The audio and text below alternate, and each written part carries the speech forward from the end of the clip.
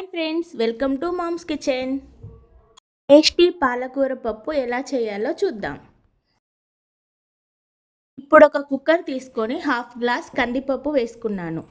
దాన్ని శుభ్రంగా 2 సార్లు కడుక్కొని ఏ గ్లాస్తో అయితే పప్పు తీసుకున్నామో దాంతోనే 1 గ్లాస్ వాటర్ యాడ్ చేసుకోవాలి.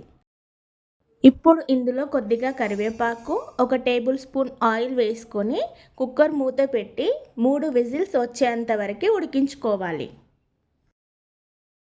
ఇప్పుడు నేను 4 పాలకూర కట్టలు తీసుకొని కట్ చేసుకొని వాష్ చేసి పక్కన పెట్టుకున్నాను. ఇప్పుడు ఒక మిక్సీ జార్ తీసుకొని అందులో కారానికి సరిపడిన పచ్చిమిర్చి, వెల్లుల్లి, జీలకర్ర వేసుకొని బరకగా మిక్సీ పట్టి పక్కన పెట్టుకోవాలి. స్టవ్ ఆన్ చేసుకొని ఒక గిన్నె పెట్టుకొని 3 టేబుల్ స్పూన్ ఆయిల్ వేసుకొని అందులో కొద్దిగా జీలకర్ర, ఆవాలు, కరివేపాకు, ఉల్లిపాయ, ఎండుమిర్చి వేసుకొని ఫ్రై చేసుకోవాలి.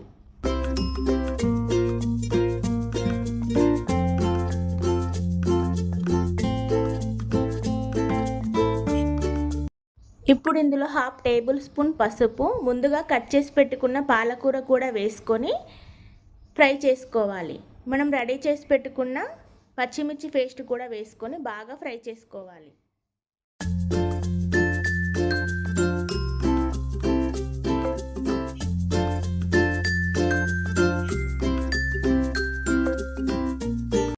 ఇప్పుడు దీంట్లో మనం ఉడికించి పెట్టుకున్న పప్పు కూడా వేసుకొని బాగా కలుపుకోవాలి. ఇప్పుడు దీంట్లో కొద్దిగా వాటర్ యాడ్ చేసుకోవచ్చు మీకు కావాలంటే.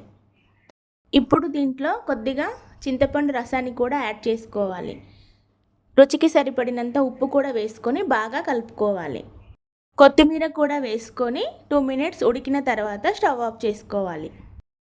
ఈ పప్పు చాలా టేస్టీగా ఉంటుందండి. పప్పు తినని వాళ్ళు కూడా ఒక్క ముద్ద అన్నం కూడా మిగిల్చకుండా తినేస్తారు. మా పిల్లలు కూడా అలాగే తినేశారు. మీరు కూడా ఒకసారి ట్రై చేసి ఎలా వచ్చిందో కామెంట్స్లో చెప్పండి. Like, share and subscribe.